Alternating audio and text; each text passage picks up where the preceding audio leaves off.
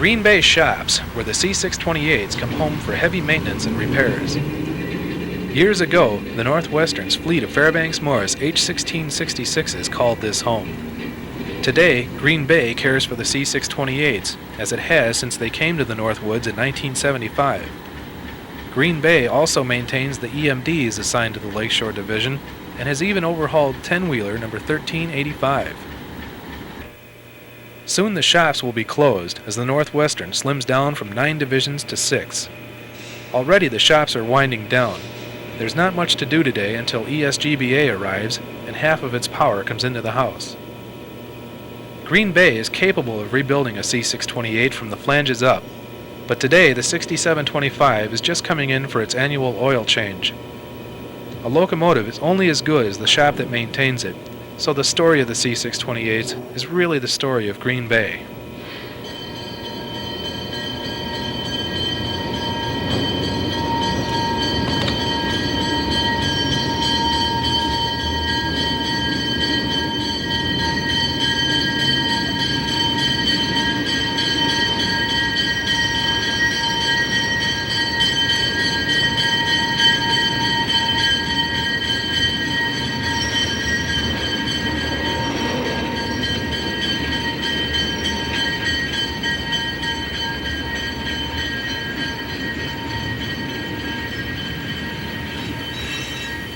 As shop employees went to work on the 6725, we talked to shop supervisor Ron Nickel and foreman Al Kawalek. The 6700s have been the only C628s in service in the U.S. for the last 5 years or so. Why have the Northwesterns units survived? What have you guys been doing right? Well, we've been maintaining them like they should be maintained. And that, I mean, we've gotten close to them because it's been a captive power. I think that's got a lot to do with it. In other words, when there is something wrong major, why they always come to this point. And we have a running history on the locomotive, and in that way, I think we can do a better job on it. It runs in the same territory. It comes to the same place for maintenance. We're familiar with it. And it's a type of power that you've got to have your hands on constantly. You can't run them as a gypsy fleet. And I think that's the whole secret. The C628 is powered by a 16-cylinder, 4-stroke, turbocharged 251C engine. With a 9-inch bore and a 10.5-inch stroke, piston displacement is 668 cubic inches per cylinder. That works out to 10,688 cubic inches, 175 liters per engine. At its maximum RPM of 1,050, the 251C develops 3,050 horsepower. After subtracting power for the auxiliary generator, air compressor, radiator fan, and other accessories, that leaves 2,750 horsepower available for traction. Electrical gear, like all Alcos, was supplied by General Electric.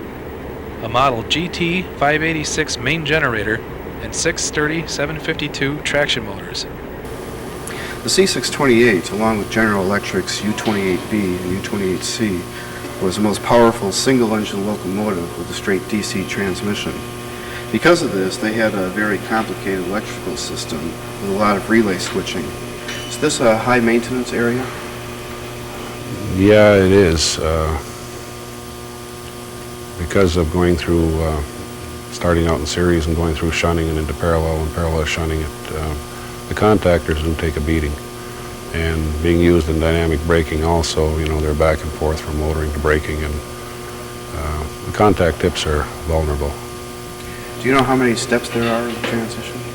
Yeah, it starts out at a series, then it goes through 2 stages of shunting into parallel, and then 2 stages of parallel shunt. Does the ground relay reset itself, or does it have to be done manually? No, it has to be manually reset. Is there any feature that locks it out? Reset it 3 times? Or? No, you can reset it as many times you want. With their weight, the heaviest on the Northwestern, and their 69.5-foot length, there are a lot of places where a 6700 can't go. But those same qualities make them good ore haulers. Why are they well suited to ore service? Well, I guess basically because they're a real heavy locomotive, between 404 and 408,000 pounds. And they with the 2750 horsepower, they really hold the rail good. They won't slip. And the ore service is basically a slow, hard pull or heavy dynamic braking service. How are they for service on trains like ESGBA? They're okay up to speeds of, say, 40 miles an hour, but they're not very much good over that. What type brake valves are used on the 6700s? It's a straight 26L brake, What is the control air pressure? 90 pounds. These units were originally built with dual control. Did the Northwestern remove the second control stand? Yes, they did. I believe in the year or so after they bought them, they were removed. At that time, they were assigned to the Twin Cities area for service. And they were removed up there. Are they easier or harder to work on relative to EMDs? I'd say they're harder than the EMD. The components are a lot heavier, bulkier, and physically they're a lot more physically hard to work on than an EMD would be. How are they relative to other Alcos? About the same, not comparable. How about compared to FMs? Well, I really didn't like the FMs too much. They gave us a lot of electrical problems, I think more so than the Alcos did. And I prefer the Alcos over the FMs. Well, the Fairbanks Morris was I cut my teeth on those when it comes to the diesel locomotive, and I got a soft spot for them. So I would rather work on a Fairbanks Morris locomotive than I would an Alco. If you had had a hand in designing the C628, what changes would you have made? I really don't know, because at the time it was designed, I guess this was pretty much high technology. The only thing I don't like about the 628 is the tri-mount truck itself, because they wear wheels very rapidly. They're hard on flanges, and they require a lot of maintenance. They're hard to maintain. It's hard to change out brake shoes because of the structure of it.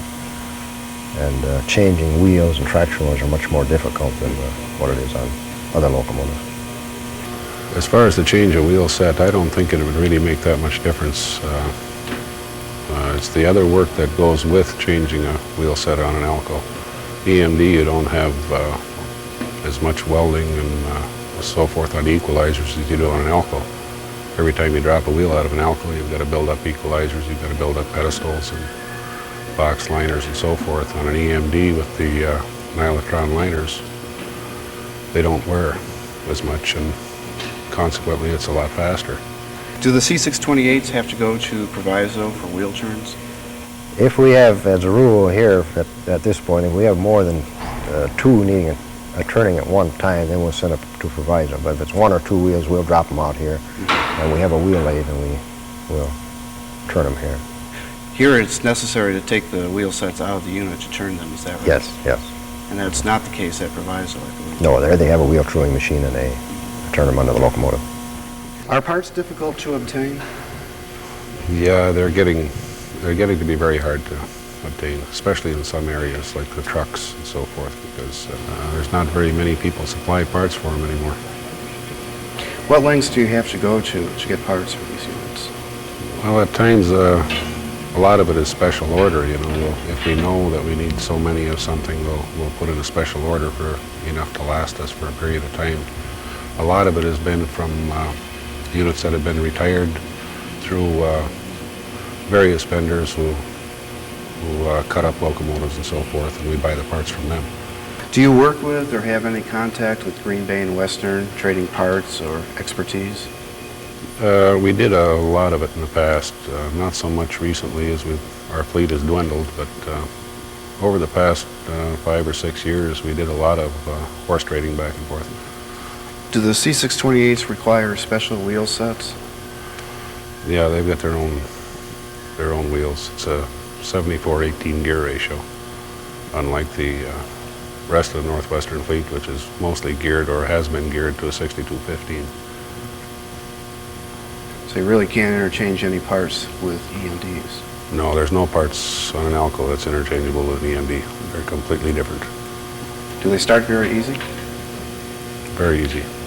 We've had these units parked outside for periods of 30 to 45 days, and brought them in and got water in them, pre-lubed them, hit the start button, and away they go. Right back into service. Right back into service. Where's the strangest place that you found an ore pellet? I guess inside a traction motor. Not too often, but from time to time you do find a few here and there. Do the ore pellets cause any problems for these locomotives? Immediate ground relay. Naturally, as soon as they get in there, being iron, they don't work with electricity too good. What does the future hold for these units? Well, as far as I can understand, they're going to be replaced by a newer type of locomotive, and when that time comes, they'll be put in storage, and from there, I really don't know. What type of engine will replace them? The EMD SD50s or 60s. 50s have been out for about a year now, and the 60s will be coming off the line in September, I believe. I understand that you were recently at an EMD training school. Right. Were you learning about SD50s and 60s there?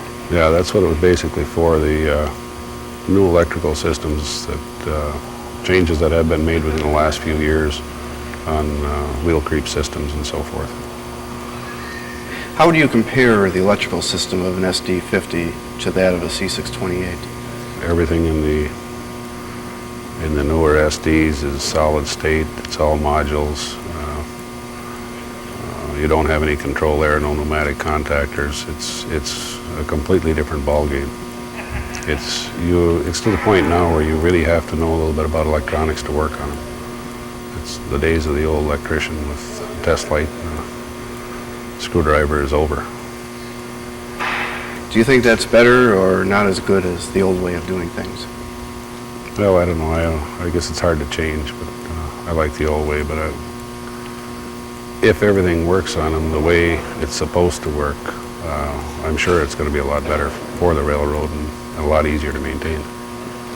Northwestern reportedly paid $130,000 each for these units back in 1973. Do you think they got their money's worth? I think so. I think a few times over. What will you miss about the C628s? Well, I guess it's a part of our history, I guess. We were the only ones, as far as I know, that were able to keep them on the road and keep them running.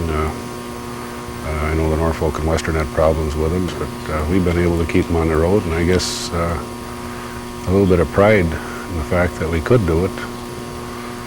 You know, it's going to be like losing a part of yourself. You know, you get used to a unit, and you worked on it for so long, and it becomes a part of your life, and it's just like cutting out any other portion of your life.